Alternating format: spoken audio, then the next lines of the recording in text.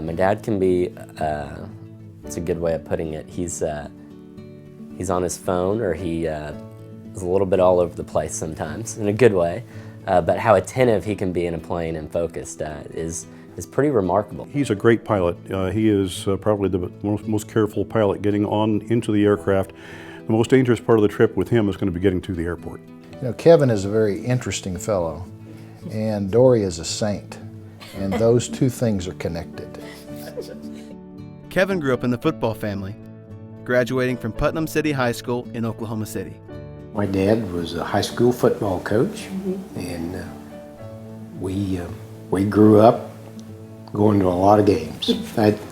And that was more or less coaching clinics and things like that was vacation. That was our summer vacation. And at that time, he was probably the winningest coach in the state. He was at Putnam City, and he won 3 state championships his last 4 or 5 years he was coaching, and I got the chance to play on one of those. I grew up in Iowa, and I have a sister who's a year older and a twin sister, so it's kind of fun. We were all really close together. We were a close-knit family.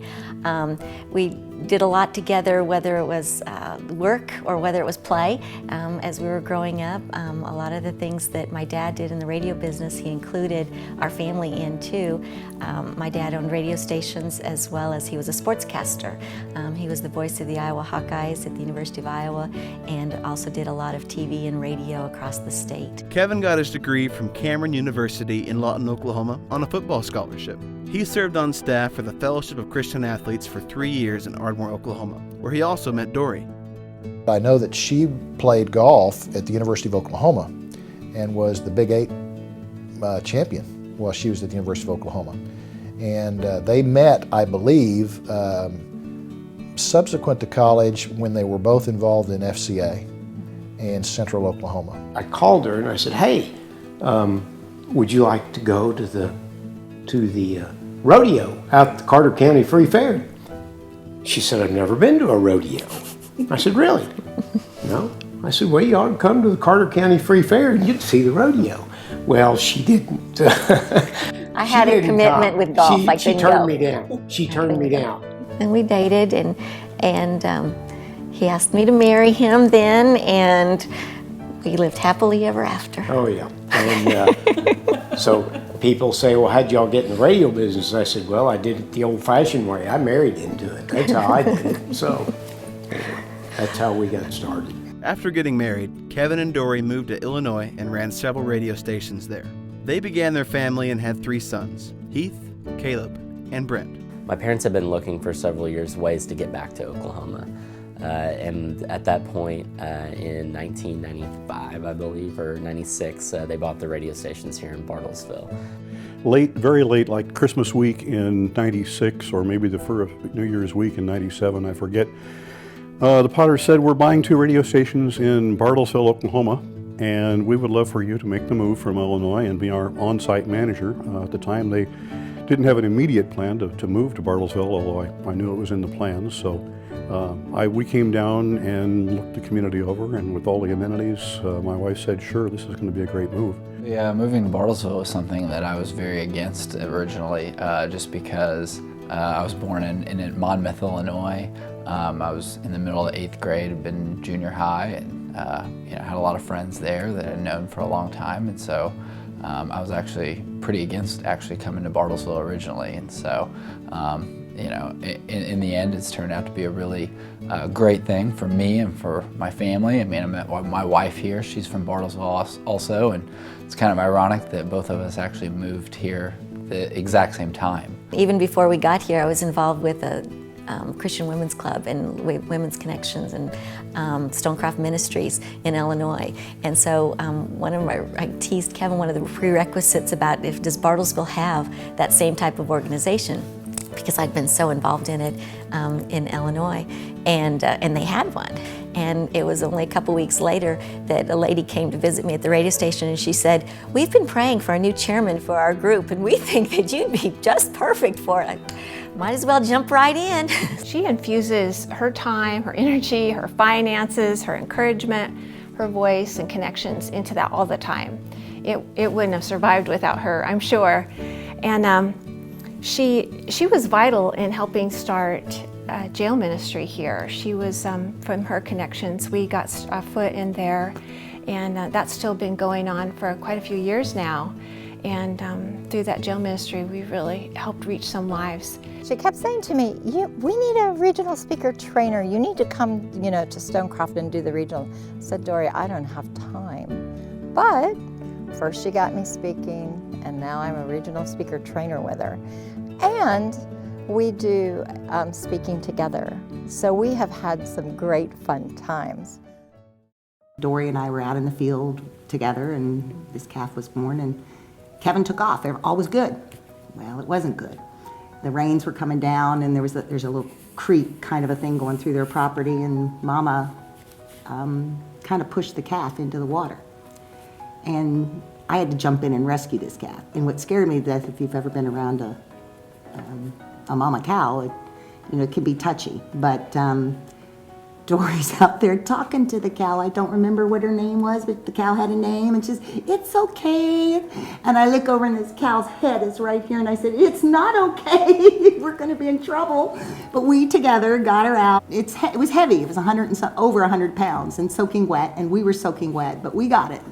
And we always laugh. That's an experience I'll never have with anyone else, I can guarantee you. Only Dory.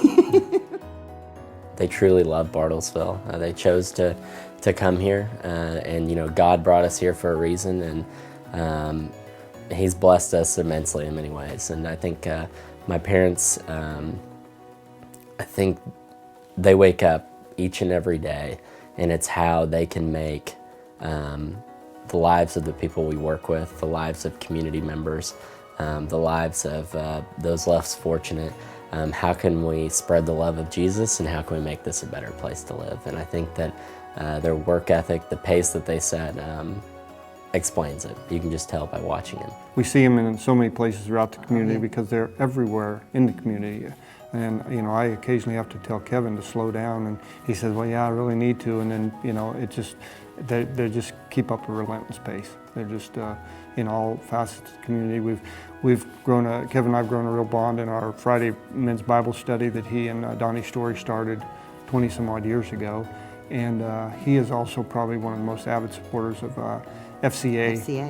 He's helped, we've got a wonderful group of people in FCA now out at the high school, but he has started that chapter and kept it running for probably 15 years that we've been meeting here. So his commitment to FCA, Fellowship of Christian Athletes, to the high school, to youth sports, to the high school sports, Dory and Kevin are tremendous supporters of that school in many, many ways.